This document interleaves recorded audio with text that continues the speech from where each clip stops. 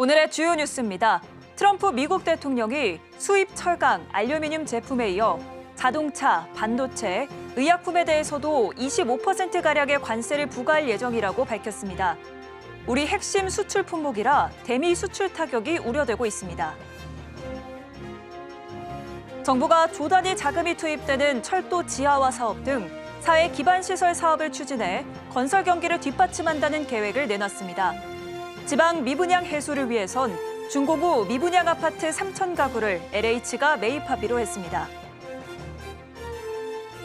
중국 최대 전기차 기업 비아디가 전 차종에 자율주행 시스템을 탑재한다는 계획을 밝혔습니다.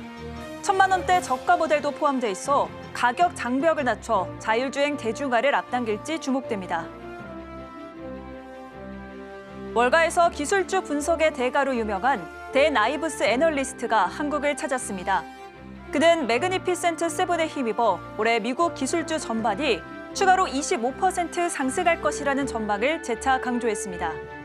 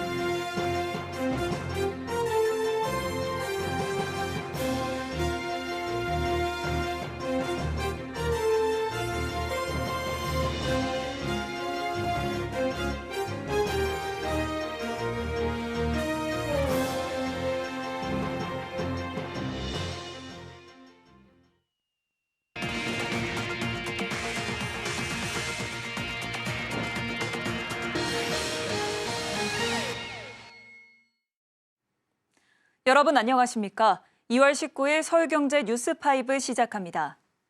도널드 트럼프 미국 대통령이 수입 철강과 알루미늄 제품에 대한 25% 관세 부과에 이어 자동차와 반도체, 의약품에 대해서도 25% 정도의 관세가 부과될 것이라고 밝혔습니다. 모두 우리 기업들의 핵심 수출 품목이라 고율 관세가 현실화할 경우 대미 수출 타격이 우려되고 있습니다. 김혜영 기자입니다. 도널드 트럼프 미국 대통령이 18일 자동차와 반도체 의약품에 대해서도 25% 정도의 관세가 부과될 거라고 밝혔습니다. 트럼프 대통령은 이날 플로리다 마러라고에서 행정명령에 서명한 뒤 언론과 만나 자동차 관세율을 묻는 질문에 이같이 말했습니다. Have you decided specifically what the auto tariff rate should be? Yeah, I probably will tell you that on April 2nd, but it'll be in the neighborhood of 25%. 트럼프는 이어 반도체와 의약품 관세에 대한 질문에는 정확한 부과 시기는 언급하지 않은 채 25%로 시작할 수 있다며 관세는 1년에 걸쳐 인상될 수 있다라고 말했습니다. 앞서 미국이 수입 철강과 알루미늄 제품에 대한 25% 관세 부과에 이어 자동차와 반도체 의약품에 대해서도 25% 정도의 관세를 예고하면서 한국의 대미 수출 타격이 우려되고 있습니다. 고유 관세가 부과된 제품 대부분이 한국의 핵심 수출 품목이기 때문 실제로 자동차는 대미 수출 1위를 기록하고 있습니다. 산업통상자원부에 따르면 지난해 한국 전체 자동차 수출액 707억 8,900만 달러 중 대미 수출액이 347억 4,400만 달러로 49.1%에 달했습니다. 반도체의 경우 지난해 대미 수출이 103억 달러 규모로 자동차와 일반 기계에 이어 3위에 올랐습니다. 다만 트럼프 대통령은 이날 협상의 여지도 남겼습니다. 그는 우리는 그들에게 들어올 시간을 주고 싶다며 그들이 미국으로 와서 여기에 공장을 두면 관세가 없기 때문에 약간의 기회를 주고 싶다고 강조했습니다. 우리 기업들도 고율 관세 대응에 발빠르게 움직이고 있습니다. 현대차 그룹은 미국 내 생산시설의 가동률을 최대한 높여 현지에서 100만 대 이상을 생산하는 등 현지화 전략을 강화해 관세 부과를 피한다는 계획. 미국의 대규모 반도체 공장을 짓고 있는 삼성전자와 SK하이닉스는 향후 투자를 확대해 관세 영향을 최소화할 것이란 관측이 나옵니다. 삼성전자는 미국 텍사스주 테일러의 파운드리 공장을 SK 하이닉스는 인디애나주 웨스트라핏에 반도체 패키징 생산 기지를 각각 건설하고 있습니다. 서울경제TV 김혜영입니다. 정부가 지역개발 사업 확대를 통해 경제 활성화에 나섭니다. 부산과 대전, 안산 지역철도를 지화하는 사업을 우선 추진하고 침체된 지방 부동산 시장 회복을 위해 한국토지주택공사가 지방의 중공업 미분양 물량을 직접 매입하기로 했습니다. 또 올해 SOC 예산 17조 9천억 원 중 상반기 역대 최고 수준인 12조 5천억 원을 집행해 시장에 유동성을 공급한다는 계획입니다. 이지영 기자입니다. 부산과 대전, 안산에서 총 4조 3천억 원 규모의 철도 지하화 사업이 추진됩니다. 부산진역에서 부산역, 대전 조차장역, 안산 초지역에서 중앙역 구간입니다. 정부가 조단위 자금이 투입되는 철도 지하화 사업 등 사회 기반 시설 사업을 추진해 건설 경기를 뒷받침한다는 계획을 내놨습니다. 정부는 오늘 정부 서울청사에서 열린 민생경제 점검회의에서 이 같은 내용을 담은 지역 건설 경기 보완 방안을 발표했습니다. 건설 경기 침체가 경제 성장률을 깎아먹고 있어 정부가 적극적으로 투자에 나서겠다는 겁니다. 정부는 건설 경기 보완을 위해 재정 집행을 상반기에 집중한다는 계획도 밝혔습니다. 사회 간접 자본 연간 예산의 70%인 12조 5천억 원을 투입한다는 겁니다. 환경 SOC 예산도 상반기 중 72%인 3조 6천억 원을 집행하기로 했습니다. 이를 통해 대도시 침수 방지 시설, 반도체 2차 전지 등 첨단 산업 용수 기반을 조성합니다. 지방 미분양 해소를 위해 악성 미분양으로 꼽히는 중공후 미분양 아파트 3천 가구를 LH가 매입하기로 했습니다. LH가 지방 미분양 직접 매입에 나서는 건 2010년 이후 15년 만입니다. 특히 이런 주택을 구입하는 수요에겐 디딤돌 대출 우대금리를 신설해 적용해주기로 했습니다. 여기에 7월 중 시행 예정이었던 3단계 스트레스 DSR 적용도 유예하거나 완화한다는 계획입니다. 지방에만 한정되는 방안인데 구체적인 적용 범위와 비율 등은 오는 4월에서 5월 중 결정하기로 했습니다. 정부는 이와 함께 주택 공급 확대를 위해 과도한 금융권의 책임 준공 요구 관행을 개선하고 민자 사업이나 민관 합동 사업 공사비에 물가 상승률을 반영하도록 하는 등의 공사비 현실화 방안도 상반기 중 개정될 수 있도록 앞당기기로 했습니다. 서울경제TV 이지영입니다. 중국 최대 전기차 기업 비아디가 1천만 원대 저가 모델을 포함해 모든 자사차종에 자율주행 시스템을 탑재한다는 계획을 밝혔습니다.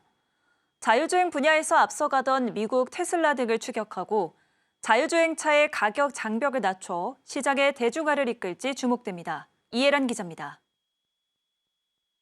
중국 전기차 업체 BYD가 모든 차종에 자율주행 시스템을 무료로 장착한다는 계획을 밝혔습니다. 왕찬푸 BYD 회장은 지난 10일 중국 본사에서 열린 스마트 전략 발표회에서 딥시크와 협업해 개발하는 자율주행 시스템 신의 눈을 전 모델에 탑재하겠다는 목표를 공식화했습니다. 왕 회장은 이 자리에서 향후 2, 3년 내에 자율주행은 에어백, 안전벨트처럼 자동차에 없어서는 안 될 필수 구성이라고 강조했습니다. 딥시크 AI를 적용한 자율주행 시스템 신의 눈은 성능에 따라 3단계로 나뉩니다. 보급형 C 버전은 차선 유지, 크루즈 주행, 장애물 회피 등의 기능을 지원합니다.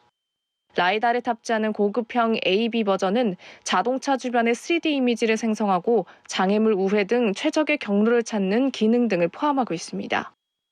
이번 BYD 선언으로 자율주행 기능이 저가 모델까지 적용되며 이 기능이 대중화될 거란 관측, 더불어 방대한 데이터 확보도 가능해져 자율주행 기술력 향상에 시너지가 날 것이라는 예측도 나옵니다. BYD 외에도 지리, 그레이트월 모터 등 중국 자동차 기업들도 잇따라 딥시크 AI를 활용한다는 자동차 개발 계획을 밝혔습니다. 다만 일각의 개인정보 유출 우려에 대해 BYD 코리아는 딥시크 AI 탑재는 일단 중국 내수 판매 모델에만 해당된다고 밝혔습니다. 서울경제TV 이혜란입니다. 월가에서 기술주 분석의 대가로 유명한 댄 아이브스 애널리스트가 매그니피센트 7에 힘입어 올해 미국 기술주 전반이 추가로 25% 상승할 것이라는 전망을 재차 강조했습니다. 미국 증권사 웨드부시의 애널리스트인 아이브스는 한국에선 오랜 테슬라 강세론자로 잘 알려져 있는데요. 서학개미들이 가장 사랑하는 주식 가운데 하나인 테슬라에 대해선 가장 과소평가된 인공지능주라며 낙관론을 유지했습니다. 김보연 기자입니다. 서학개미들에게 테슬라 강세론자로 유명한 댄 아이브스, 월가 스타 애널리스트가 18일 저녁 여의도 하나증권을 찾아 2025 글로벌 주식 대전망 강연에 나섰습니다. 아이브스는 20년 이상 월가에서 소프트웨어, 기술 섹터 애널리스트로 활동하고 있으며 기술주 분석의 대가로 알려져 있습니다. 아이브스 애널리스트는 매우 신나고 팝콘을 준비해야 하는 상황이라며 올해도 AI가 시장의 핵심 키워드라고 짚었습니다.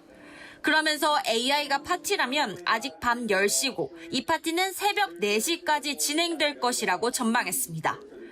그는 전 세계 AI 혁명의 연료를 제공하고 있는 엔비디아의 시가총액이 4조 달러가 넘을 것으로 평가했는데 올해도 애플을 비롯한 M7의 강력한 퍼포먼스에 힘입어 미국 기술주가 25% 추가로 상승할 것이라는 예측을 재차 강조했습니다. 오랜 테슬라 강세론자답게 아이브스는 머스크가 가장 잘한 것은 트럼프에게 베팅한 것이라며 규제 프레임이 우호적으로 바뀌면서 자율주행 기술은 더 빠르게 성장할 것이고 이는 테슬라에게 무지개 끝에 달린 금이 될 것이라고 진단했습니다. AI의 2차, 3차, 4차 파생 혜택을 받게 될 섹터들도 짚었습니다. 팔런티어, 세일즈포스, 오라클, 스노우플레이크 등 AI 관련 소프트웨어 기업과 팔로알토, 제스케일러, 크라우드 스트라이크 등 사이버 보안 기업입니다. 국내 증시에서 주목할 만한 유망 기업으론 SK 하이닉스와 현대차를 꼽았습니다. AI 기술의 최전선과 중심에서 강세장의 수혜를 볼 수 있을 것이란 평가입니다.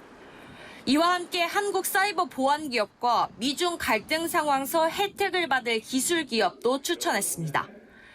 아이브스는 열띤 질문이 이어진 이날 강연에서 트럼프 관세 전쟁에 대한 시장 우려에 대해 영향이 크지 않을 것이라고 단언했고 일부 강연은 박승진 하나증권 애널리스트가 미국 트럼프 정책 아래 AI 기술을 가진 빅테크 기업들의 상승이 예측된다는 내용으로 이루어졌습니다. 서울경제TV 김보연입니다.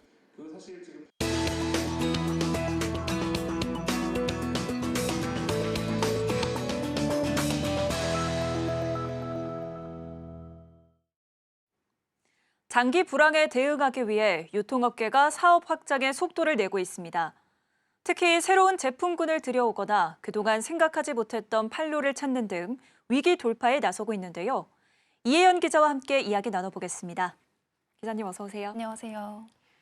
네, 앞서 말씀드렸듯이 유통업계의 사업 확장은 꾸준하게 있었습니다. 최근 눈길을 끄는 움직임이 나타나고 있다고요. 네, CJ 제일제당이 오늘 괌 미군 기지 내 위치한 대형 식료품점에서 이 만두와 햇반, 컵밥 같은 K푸드 제품군 판매를 시작한다고 밝혔습니다. 군부대 특성상 취사시설이 없는 곳이 많다는 점을 반영했는데요. 현재 글로벌 미군 장병수는 예비역을 포함해서 약 250만 명가량으로 전 세계 미군 기지 가공식품 시장은 약 5조 원 규모로 파악되고 있습니다. CJ 제일제당은 이번 괌 미군 기지 입점을 시작으로 향후 일본, 하와이, 알래스카 등 글로벌 미군 기지까지 확장하겠다는 목표인데요. 이 미군 기지는 전 세계 여러 국가에 분포가 돼 있기 때문에 이 CJ 제일제당의 글로벌 진출 전략에 있어서 중요한 거점이 될 거란 전망이 나오고 있습니다. 네, 그렇다면 국내 시장을 겨냥한 유통기업도 있을 것 같은데요. 네, 대표적으로 균일가 생활용품점 다이소가 있습니다. 이 다이소는 생활용품뿐만이 아니라 뷰티, 패션까지 이 취급 상품을 무한 확장하고 있는데요. 오는 24일부터는 영양제 등 건강기능식품 판매를 시작할 예정입니다. 루테인, 오메가3, 비타민 D 등을 5,000원이 넘지 않는 선에서 선보인다는 계획인 건데요.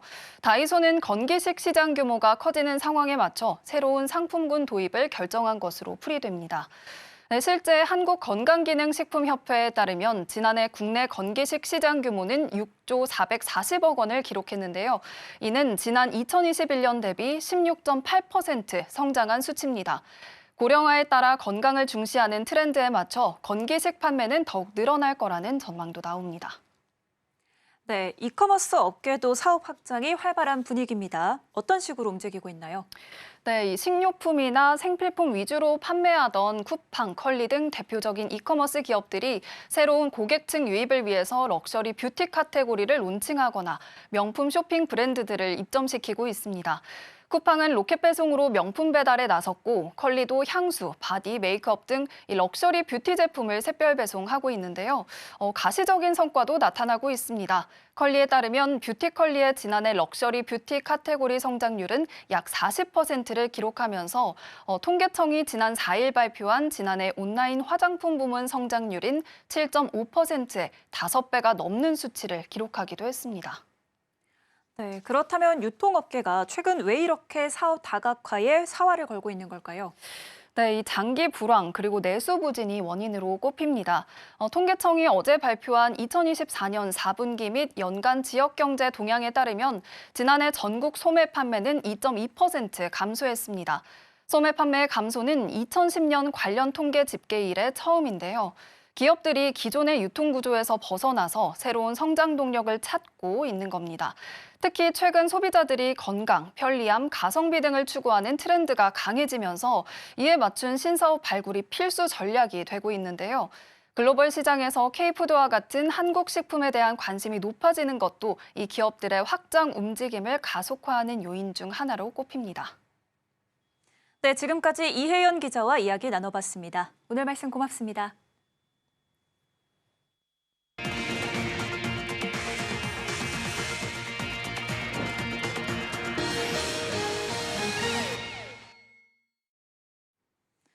지난해부터 우리금융 전임 회장의 부당대출 관련 임종용 우리금융지주 회장의 책임론을 제기해온 이복현 금융감독원장이 또다시 임 회장 관련 발언을 했습니다. 이 원장은 임 회장 체제 아래 부당대출 사고 등 논란을 수습해야 한다며 임기를 채워야 한다는 생각을 새롭게 밝혔는데 의중을 두고 금융권에서는 관심이 커지고 있습니다. 이연아 기자입니다. 이복현 금융감독원장이 임종용 우리금융지주 회장 체제에서 부당대출 사고 등 논란을 수습해야 한다는 생각을 밝혔습니다. 이 원장은 오늘 오전 서울 중구 소재 은행회관에서 20개 국내 은행장들과 올해 첫 간담회를 가진 후 기자들과 만난 자리에서 이같이 말했습니다.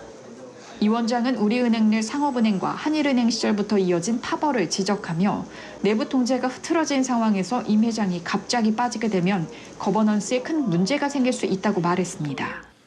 이 지주 회장께서는 임기를 채우시는 게 좋겠다라는 생각을 기회 될 때마다 사석에서 많이 밝혔거든요. 행장님, 회장님 입장에서 보면 본인들이 직을 걸고 이 체질 개선을 하고 이거를 환골탈태하도록 하셔야 되는 거 아닌가요? 약간 앞서 지난해 이 원장은 손태순 전 우리금융지주 회장의 친인척 부당대출 관련 임 회장 등 현 경영진의 책임론을 제기하며 금융권에서는 이 원장이 사실상 임 회장 거치 압박에 나섰다는 해석이 우세했습니다.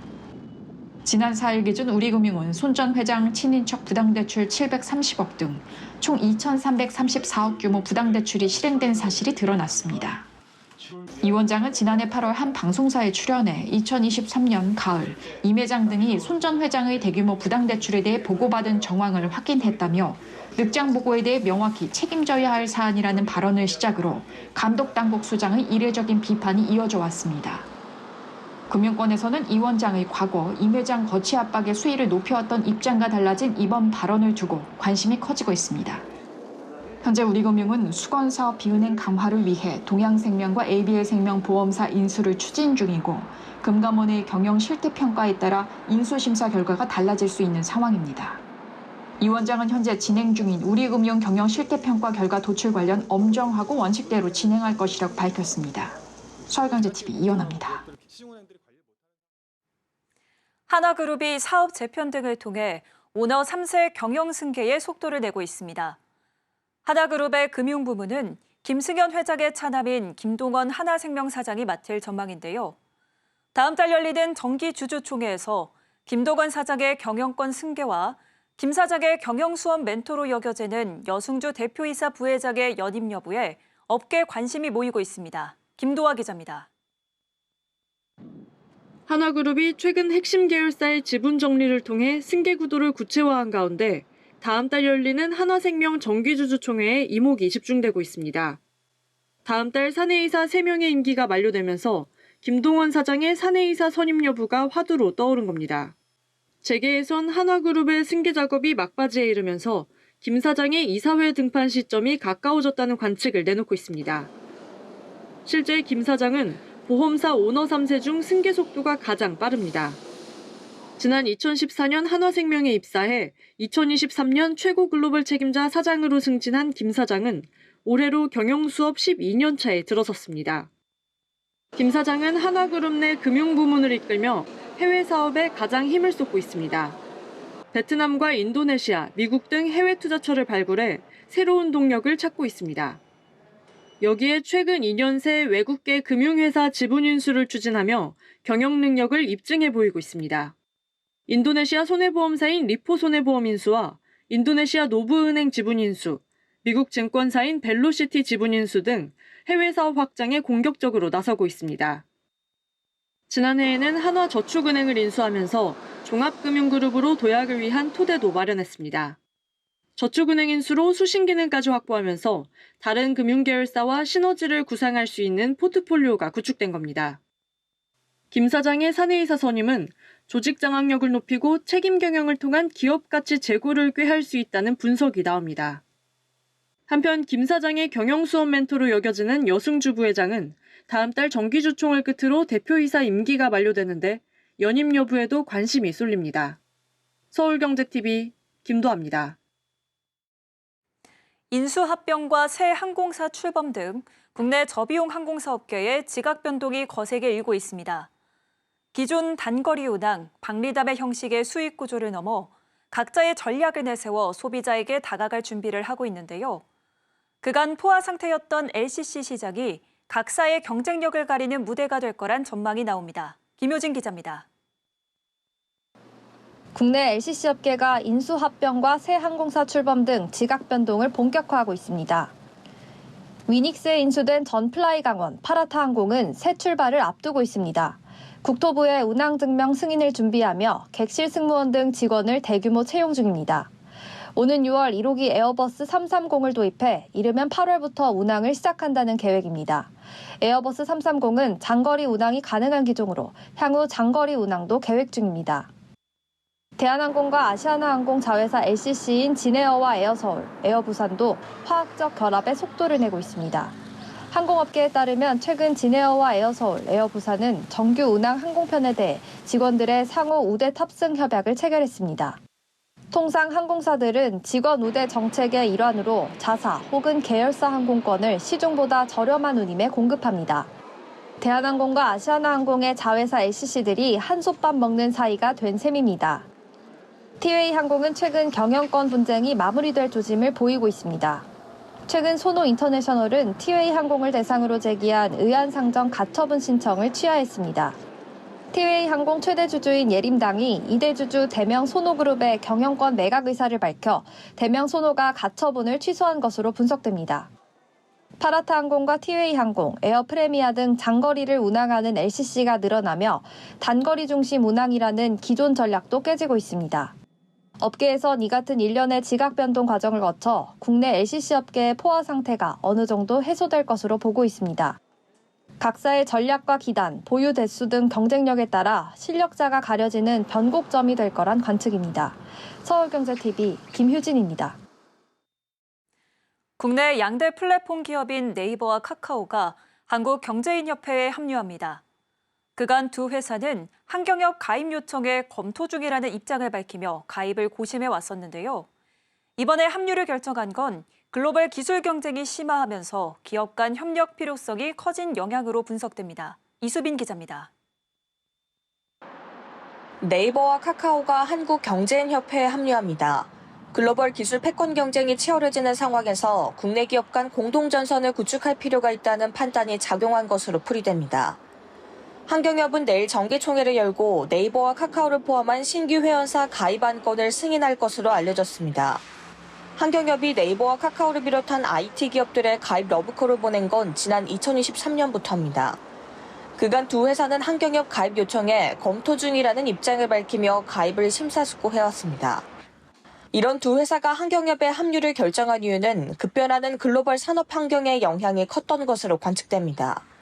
특히 AI를 필두로 한 기술 패권 경쟁이 심화되면서 글로벌 경험이 풍부한 재계와의 협력 가능성이 커졌다고 판단했을 것이라는 분석입니다. 또 최근 들어 국내에서 플랫폼 규제 움직임이 거세지고 있다는 점도 영향을 미쳤을 것으로 보입니다. 정부가 일명 플랫폼법으로 불리는 플랫폼 공정경쟁 촉진법 추진에 속도를 내면서 업계를 보호하는 목소리에 힘을 실어줄 단체가 필요했을 것이라는 분석이 나옵니다. 한편 네이버와 카카오 외에도 하이브, 두나무 등의 신규 업체들이 현재 한경협에 가입 신청서를 낸 상황. 기존 전통 재계 위주로 구성됐던 한경협에 신규 회원들이 합류하면서 국내 기업들이 글로벌 경쟁에 돌파구를 찾을 수 있을지 주목됩니다. 서울경제TV 이수빈입니다.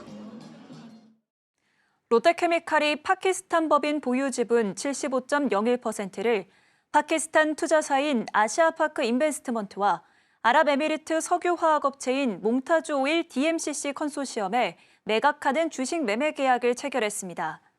매각 대금은 979억 원으로 롯데케미칼은 상반기 내 거래를 마쳐 파키스탄 내부의 구제금융과 환율 변동성 등 리스크를 최소화할 예정입니다. 롯데케미칼은 현지 중앙은행이 외화 반출을 금지해 수령하지 못했던 2022년부터 2024년 배당 미수령액 296억 원도 지난해 6월 수령했습니다. 롯데케미칼은 중국산 저가범용 화학 제품의 범람 등의 여파로 기초화학 부문의 수익성이 크게 낮아지자 범용 산업의 비중을 줄여나가는 자산 경량화 전략을 펼치고 있습니다. 이영준 롯데그룹 화학군 총괄 대표는 현재 진행 중인 사업 구조 전환을 속도감 있게 추진하고 현금 흐름 중심의 경영 환경을 지속적으로 유지할 것이라고 밝혔습니다. 서울경제 뉴스5, 저희가 준비한 소식은 여기까지입니다. 함께해 주신 여러분 고맙습니다.